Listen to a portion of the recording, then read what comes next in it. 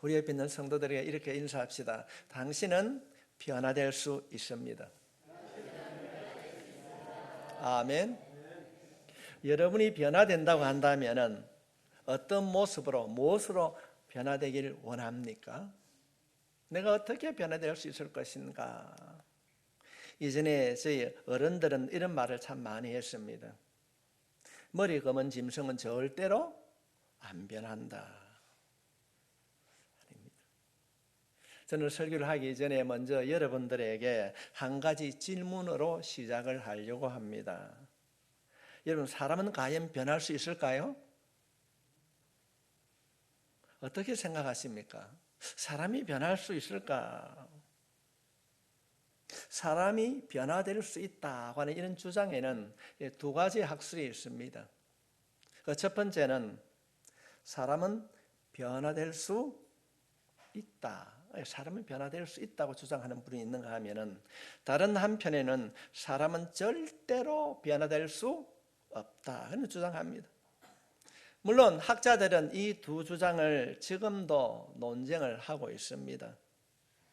각각의 주장에는 논리가 있습니다. 우리가 변하지 않는다고 하는 사람들의 주장을 살펴보게 되면 이들은 경험적인 측면에서 말을 하고 있습니다. 왜 사람이 변화되지 않는다고 주장하는가? 자신이 살아온 삶의 그 경험을 통하여서 살펴보았을 때에 사람은 잘 변하지 않는다. 여러분, 옆에 있는 사람에게 한번 물어보십시오. 변합니까? 여러분의 남편과 여러분 아내가 예수를 믿으면서 변화되었습니까? 어쩌면은 목사님 절대로 안 변합니다. 어쩌면은 그것이 경험적인 측면일 것일 있습니다. 일리가 있습니다. 학자들은 변하지 않는다고 그렇게 말하는데, 그럼 우리가 믿는 성경은 뭐라고 말씀하고 있는가? 성경의 대답은 변화될 수 있다고 가르치고 있습니다. 사람들이 성경을 기록된 글로서만 읽기 때문에 희망을 잃어버리고 힘들어하고 아파하고 있습니다. 만약에 예를 들어서 여러분들이 70년 동안 교도소 생활을 하고 나왔습니다. 어떻게 되었을까요? 집이 없어졌어요. 가족이 다 해체되었어요. 어떻게 살아가야 될 것인가? 하나님 말씀하고 있습니다. 이스라엘 백성들이 포로생활 70년 하고 돌아왔을 때에 그들에게 주신 메시지가 무엇입니까? 성경에 기록되어 있는 역대상 1장에 있는 말씀을 살펴보게 되면 역대상의 말씀은 바벨론 포로에서 돌아온 이스라엘 백성, 희망을 잃어버린 백성들에게 하나님께서 희망을 주신 말씀이 역대상 말씀입니다. 1절에 보면 1장에 쭉 족보가 기록되어 있습니다. 아담 위에는 누가 계십니까? 하나님이신 줄 믿습니까? 세상을 만드신 전능하신 그 하나님은 지금도 살아계신 줄 믿습니다. 하나님께서는 이 역대상 말씀을 통하여서 우리들에게 그 교훈을 하고 있는 겁니다. 낙심하고 좌절하지 말라. 너희들이 어찌했든 다윗 성전이 다 무너지고 집이 해파되고 가족이 해체되었다 할지라도 너를 만드시고 인도해 주신 그 하나님은 지금도 살아 계시느니라. 성경에는 우리들에게 여러 가지 명령을 하고 있습니다. 그런데 그 명령의 하나가 너희는 변화를 받아라. 우리가 로마서 읽어보게 되면 로마서 1장부터 8장까지는 구원이 어떻게 이루어지며 그 구속의 교리가 어떤 것인가를 설명해 주시고 난 이후에 그것이 우리의 삶에 적용하기 위하여서는 12장 말씀을 이렇게 명령하고 있습니다. 로마서 12장 2절에 있는 말씀입니다. 너희는 이 세대를 본받지 말고 오직 마음을 새롭게 함으로 변화를 받아 하나님의 선하시고 기뻐하시고 온전한 뜻이 무엇인지 분별하도록 하라. 마음을 새롭게 함으로 마음을 새롭게 함으로 변화를 받아라. 성도 여러분, 만약에 인간이 변화되지 않는데 하나님께서 변화를 받아라, 그런 명령을 내리실 수 있겠습니까? 하나님께서 우리에게 변화를 받으라고 명령하신 이유는 우리가 변화될 수 있기 때문인 줄 믿습니다.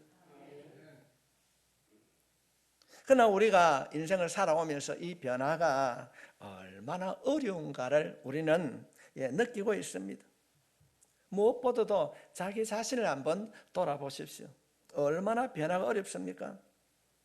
많은 사람들이 변화를 위하여서 종교를 찾고 때로는 교회를 찾아옵니다.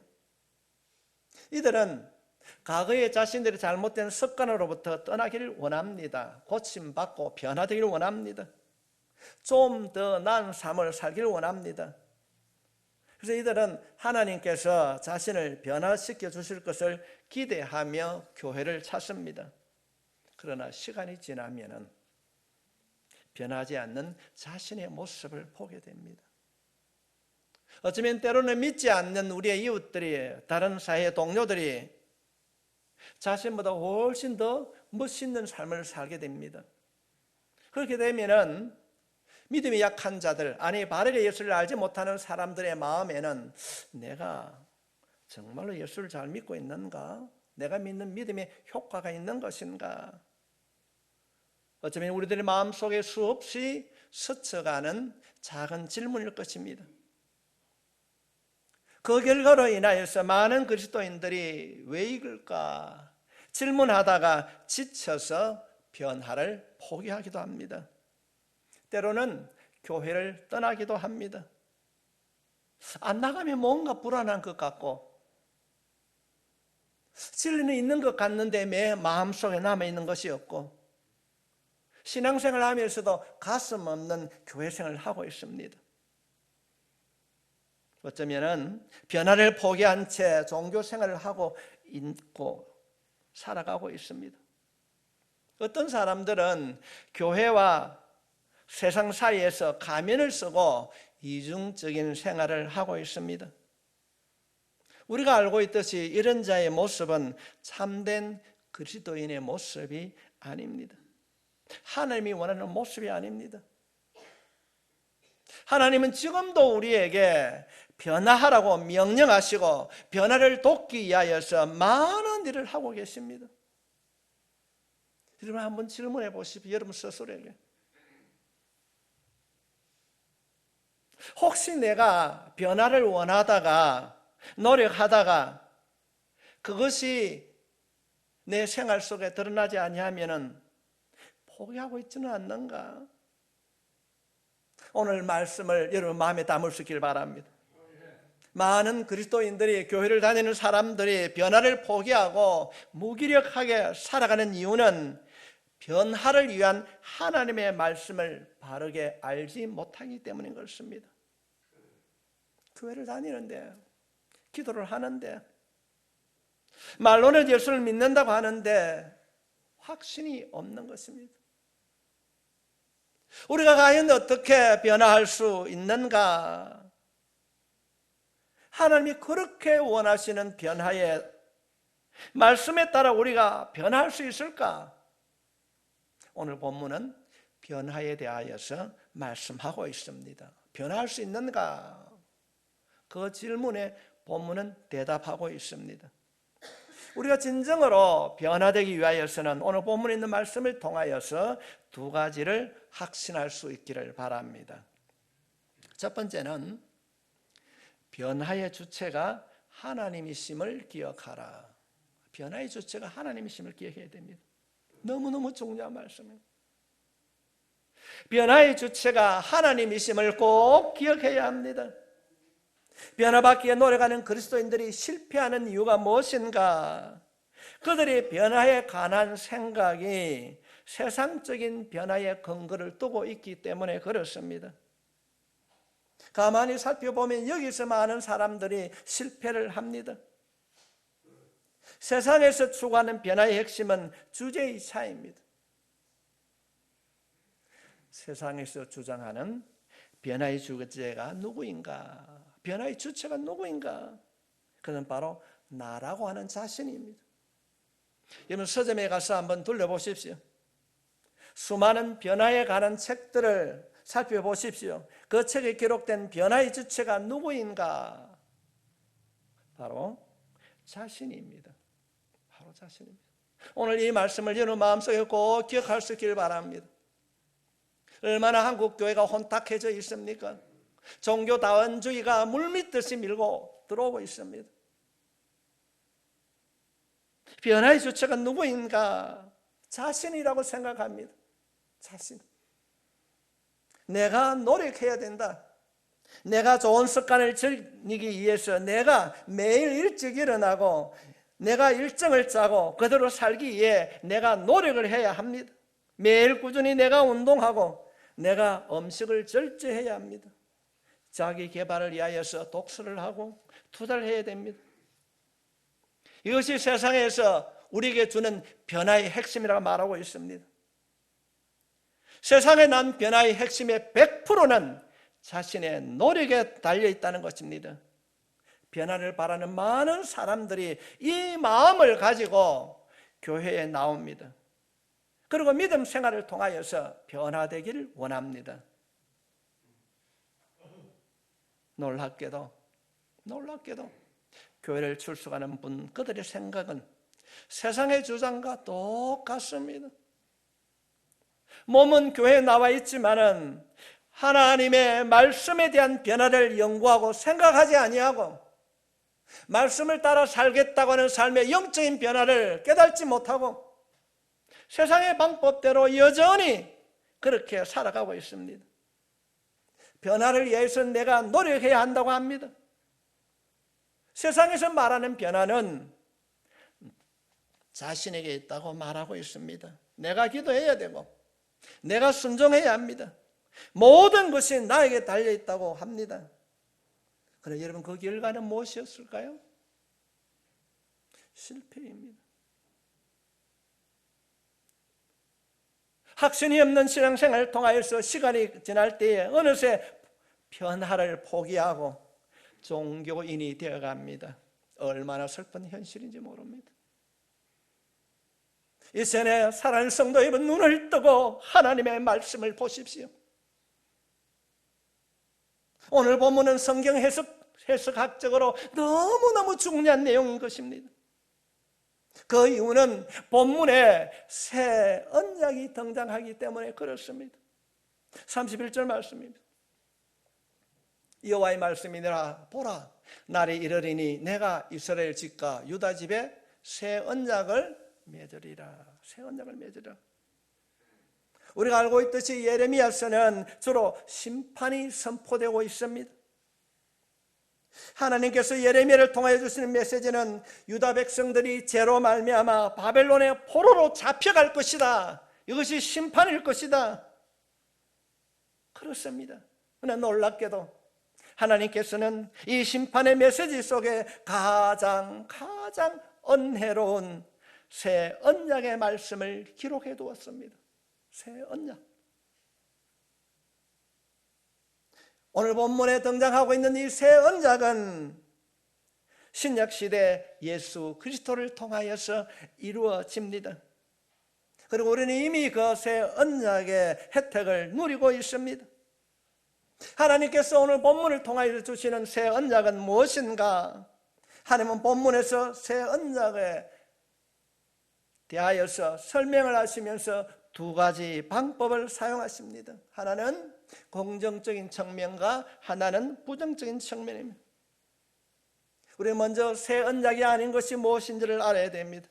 예레미야 31장 32절 말씀에 이 언약은 내가 그들의 조상들의 손을 잡고 애굽 땅에서 인도하여 내던 날에 맺은 것과 같지 아니할 것은 내가 그들이 남편이 되었어도 그들이 내 언약을 깨뜨렸음이라 여호와의 말씀이니라. 애굽 땅에서 인도하여 내던 날에 맺은 언약, 이것을 우리가 교회에서 옛 언약이라고 말을 하는 것입니다. 모세를 통하여서 시내산에서 모세가 맺었던 율법의 언약, 신학자들이 말하는 시내산 언약입니다. 하나님은 옛 언약, 시내산 언약을 하나님의 백성들이 깨뜨렸다고 합니다. 우리가 출애굽기를 살펴보게 되면은 언약 시대 새 언약을 맺는 장면을 이렇게 설명하고 있습니다.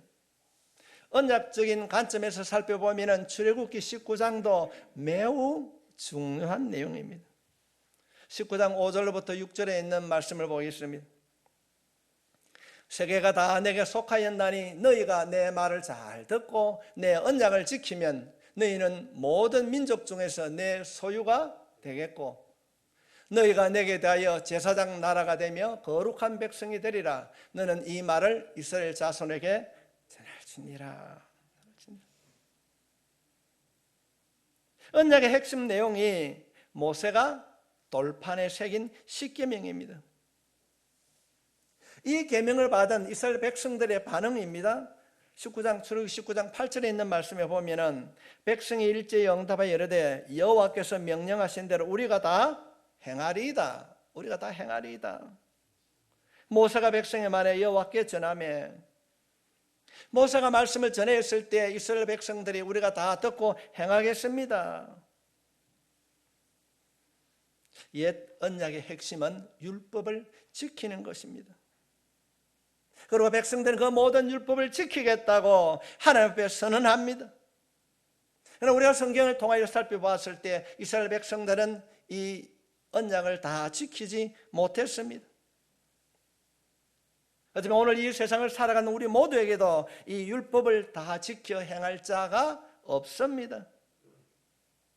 그래서 세상에 옛 언약을 통하여서 구원받을 자가 아무도 없습니다.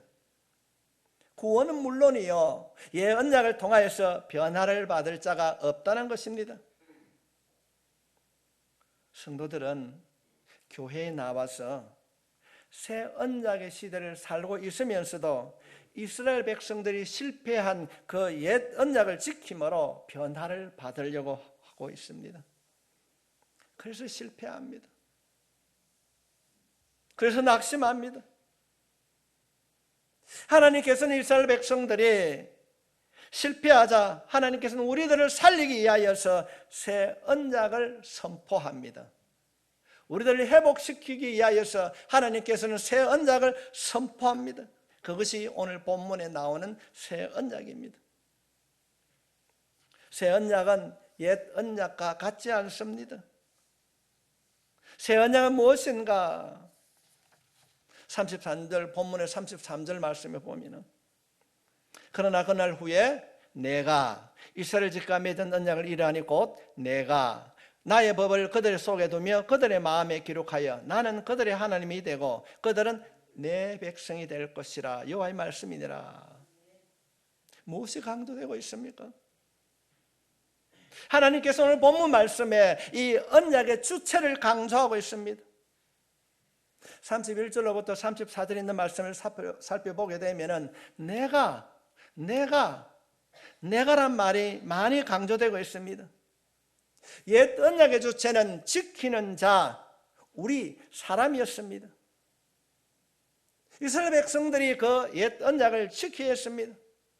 그러나 하나님께서 우리에게 새 언약을 주신 것은 우리를 변화시키시고 우리를 살려주시기 위하여서 새 언약을 주셨는데 새 언약의 주체는 나라고 하는 우리 자신이 아니라 사람이 아니라 하나님이십니다. 하나님이십니다. 옛 언약은 모세가 받아서 돌판에 새겼지만은 하나님께서는 새 언약을 주시면서 우리의 마음 안에 새겨두시겠다고 말씀하신 것입니다. 성도 여러분, 하나님이 새로운 새 언약을 누가 우리의 마음 안에 기록할 수 있습니까? 인간으로서는, 자신으로서는 할 수 없습니다. 하나님이 해주실 줄 믿습니다. 하나님께서 하나님의 방법대로 주신 그 말씀을 우리의 마음에 새길 때에 그 결과로 하나님은 우리의 하나님이 되시고 우리는 하나님의 자녀, 하나님의 백성이 되는 것입니다. 모든 사역의 주체는 하나님이십니다. 하나님이 시작하시고 하나님이 이끌어 가시고 하나님이 이루어 가십니다. 얼마나 놀라운 하나님의 은혜입니까? 변화의 주체가 만약 나라고 하는 인간이라고 한다면 내가 애쓰고 내가 고행을 하고 내가 모든 것을 짊어지고 책임을 져야 합니다. 인간의 노력으로는 부족합니다. 하루에 12시간을 기도해도 변화는 불가능합니다.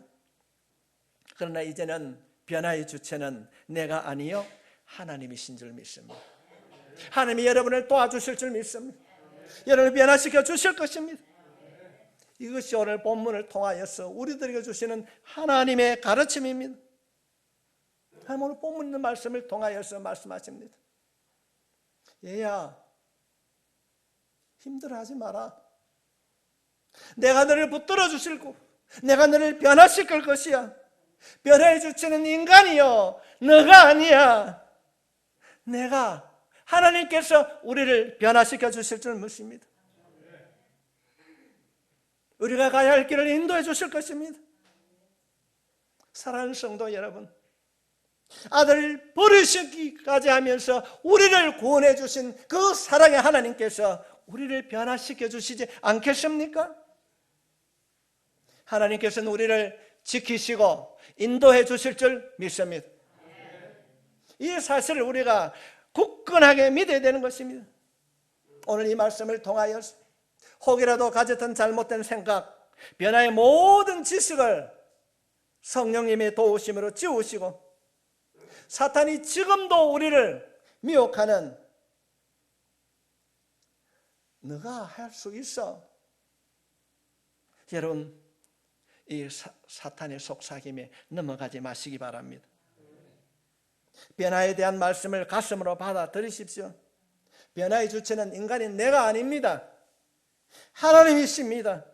실패해도 넘어져도 절벽 가운데 있다 할지라도 변화의 주체가 되신 하나님을 신뢰할 수 있길 바랍니다. 여러분, 야곱의 인생을 한번 살펴보십시오. 야곱보다 더 많은 실패를 한 인생이 있습니까? 수많은 실패를 겪었습니다. 성경은 말씀하고 있습니다. 그러나 야곱은 결국 하나님은 야곱을 붙드셨고 그를 변화시켜 믿음의 조상으로 삼으셨습니다. 우리가 성경을 살펴보면 창세기 12장에서 50장까지는 4명의 사람의 이야기가 나오고 있습니다. 아브라함과 이삭과 야곱과 요셉의 이야기입니다. 이 4명의 사람 가운데 가장 길게 기록된 내용이 아브라함에 대한 이야기가 아니라 야곱에 대한 이야기입니다. 하나님은 야곱의 이야기를 가장 길게, 가장 자세하게 기록하고 있습니다. 이유는 무엇인가? 실패한 야곱을 변화시킨 하나님은 우리를 변화시켜 주실 줄 믿습니다. 하나님이 나를 변화시킵니다. 이 약속을 꼭 붙들 수 있기를 바랍니다. 실패해도 넘어져도 하나님께서는 당신을 붙드시고 변화시켜 주실 줄 믿습니다. 그렇다면 하나님께서는 어떻게 우리를 어떤 방법으로 변화시켜 주시는가? 변화의 방법은 성령님과 동행임을 우리가 기억해야 됩니다.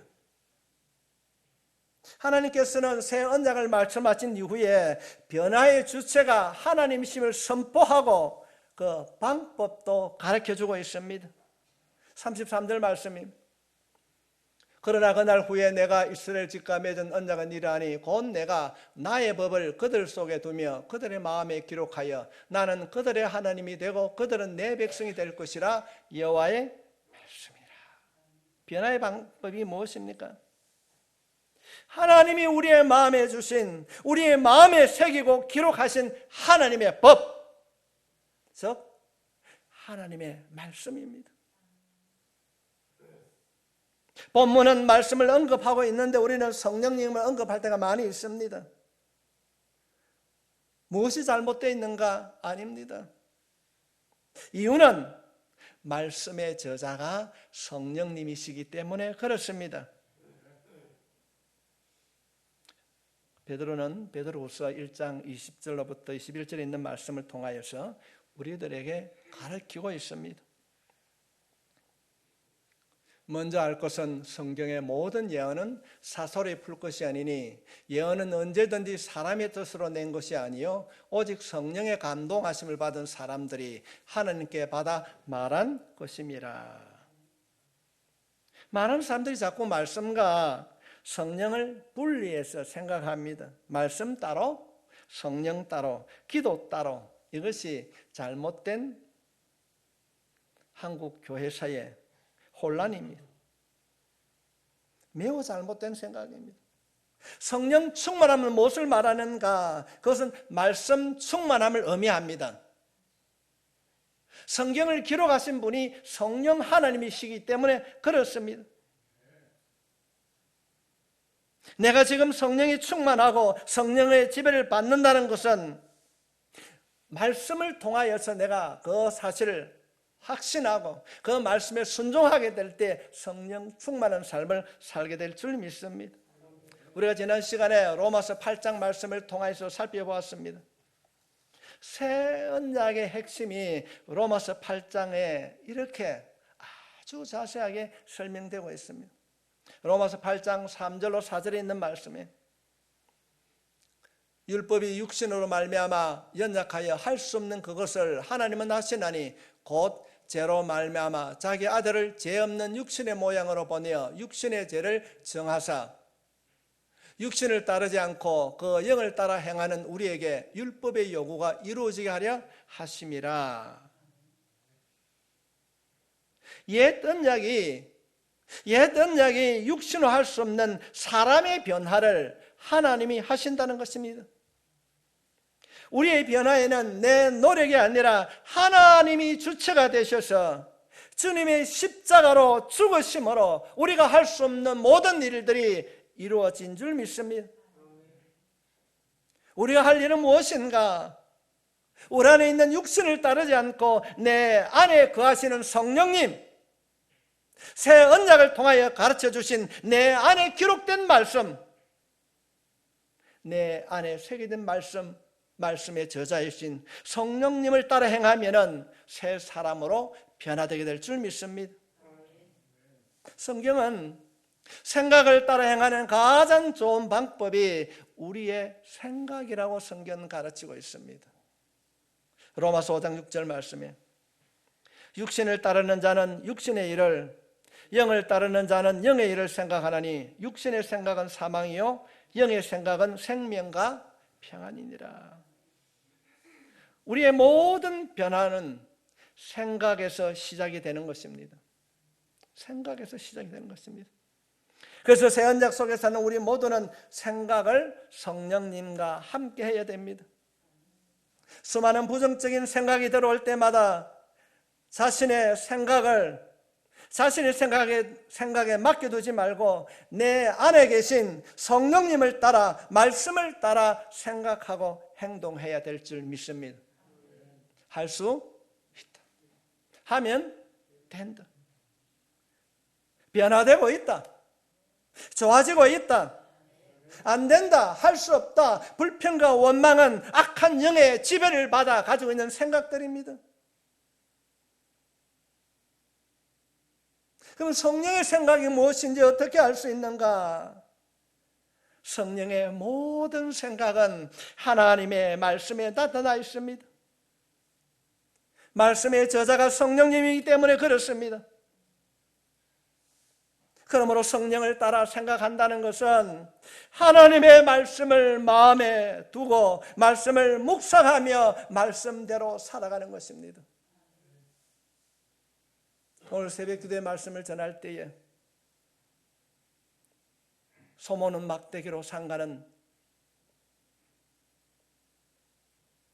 블레셋 사람 600명을 죽였습니다. 불가능한 일입니다.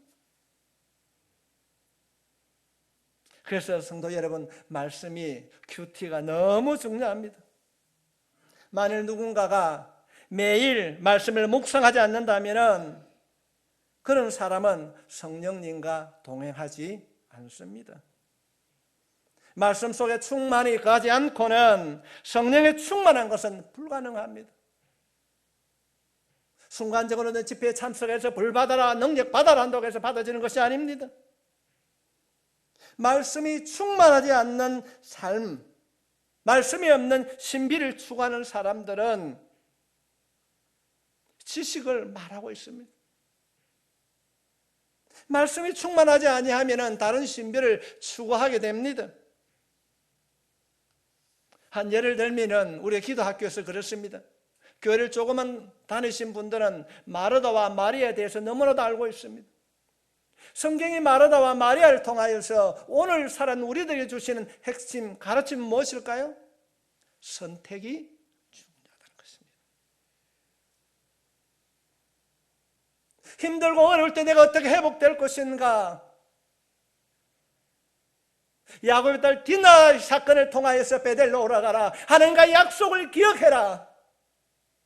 오늘 말씀을 통하여서 하나님을 발견하지 아니하고 말씀을 내 마음에 담지 않고 지식적으로 알므로 살아가려고 하면 새 사람으로 새롭게 인쳐주시는 하나님의 그 약속을 깨닫지 못합니다.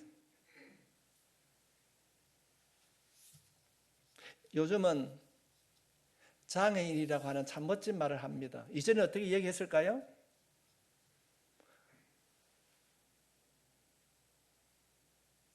왼손잡이 에옷이라든지 기성의 아들 입다라든지 그런 일들을 통하여서 우리들에게 주신 하나님의 말씀은 환경이 중요한 것이 아니라 말씀을 따라 그 말씀을 믿고 나아가게 되면 너도 하나님의 사람이 될 것이다. 하나님은 어떤 분이신가? 누가복음 19장 말씀을 통하여서 우리 흔히 돌탕이로 말하는데 돌아온 탕자를 통하여서 하나님은 어떤 분이신가? 용서하시고 기다려주시는 우리의 아버지라는 것입니다. 우리가 말씀을 읽고 묵상하면서 성령의 생각을 알고 성령님과 동행하면 성령님은 우리의 연약함을 도와주실 줄 믿습니다. 때로는 우리의 질병도 고쳐주실 줄 믿습니다. 내가 혼자 외롭고 말하지 못한 아픔 속에 눈물 흘릴 때에 우리 주님 찾아오셔서 우리를 다독거려 주실 줄 믿습니다. 로마서 8장 26절 말씀에 이와 같이 성령도 우리의 연약함을 도우시나니 성령님께서 우리의 연약함을 도와주실 줄 믿습니다. 마땅히 기도할 바를 알지 못하는 오직 성령이 말할 수 없는 탄식으로 안타까운 마음으로 우리를 위하여서 친히 기도해 주실 줄 믿습니다. 얼마나 안타까운 마음으로 기도하십니까? 우리를 불쌍히 여기시고 긍휼히 여기시며 우리를 위하여서 친히 아버지 하나님께 기도해 주십니다. 성령님이 우리를 위하여서 기도해 주시는데 우리가 변화되지 않겠습니까? 나라고 하는 고집을 내려놓고 나를 나되게 하신 그 하나님 앞에 나아가 그 골고다의 십자가를 바라보며 우리가 구할 때에 우리의 삶 속에 영적인 변화가 일어나게 될 줄 믿습니다. 우리가 말씀을 읽고 묵상하며 말씀을 붙들면 성령님이 우리의 생각으로부터 우리를 다스려 주십니다. 우리가 할 수 없고 우리가 연약하여 포기하는 것까지도 잃어버린 약속까지도 하나님께서는 변화시켜 주실 줄 믿습니다. 우리를 도와주실 것입니다. 제가 이전에 개척 초기에는 우리 교회에 말이 없었는데 조금 사람들이 모이기 시작하니까 어느 날 교회 안에 많은 말들이 생겼어요. 참 힘들었어요. 그때 깨닫게 된 것이 그래 내가 큐티를 하자. 그때부터 큐티를 하고 있습니다. 말씀이 없는 사람들은 맹목적인 신앙생활을 하게 됩니다. 말씀에 대한 묵상이 없는 성도의 모습이 어떤가? 자기 지식, 자기 경험으로 이들의 특징인 변화가 없습니다. 말이 많습니다.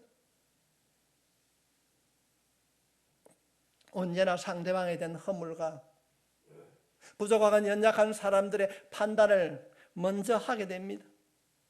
그러나 말씀을 묵상하고 말씀을 통하여 자신의 연약함을 하나님 앞에 고백하는 자에게는 놀라운 영적인 변화, 육적인 변화가 일어나는 것을 보았습니다.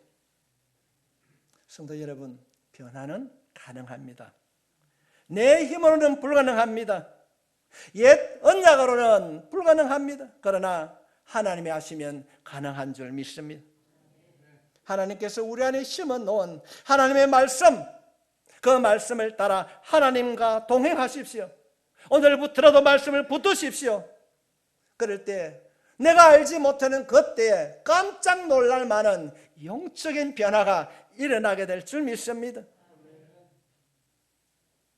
우리가 요즘 들어서 이제 이틀 되었는데 새벽 시간에 하박국 말씀을 살피고 있습니다. 하박국이 뭔가 하면요, 매어 달린다. 이 하박국은 무슨 일이 있든지 하나님이 왜입니까? 어떻게 해야 됩니까? 나는 모릅니다. 이것이 하박국의 고백이었어요. 성도 여러분, 예수님께서 이 땅에 오셔서 가장 먼저 한 것이 가나에서 물로 포도주로 만드는 변화였습니다. 변화를 위해서 씨름하다가 포기한 분이 계십니까?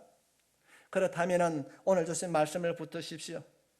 하나님께서 당신을 변화시켜 주실 줄 믿습니다. 여러분의 남편을, 여러분의 가정을, 여러분의 자녀를 변화시켜 주실 줄 믿습니다.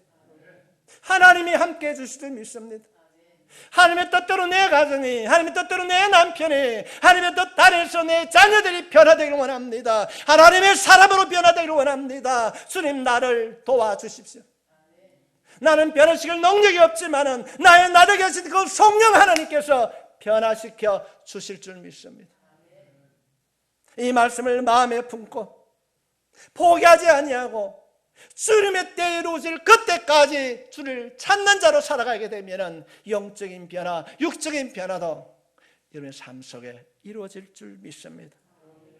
오늘 이 시간에 말씀을 듣는 여러분 모두가 변화의 축복을 누리는 성도들이 되시기를 주의 이름으로 축원합니다.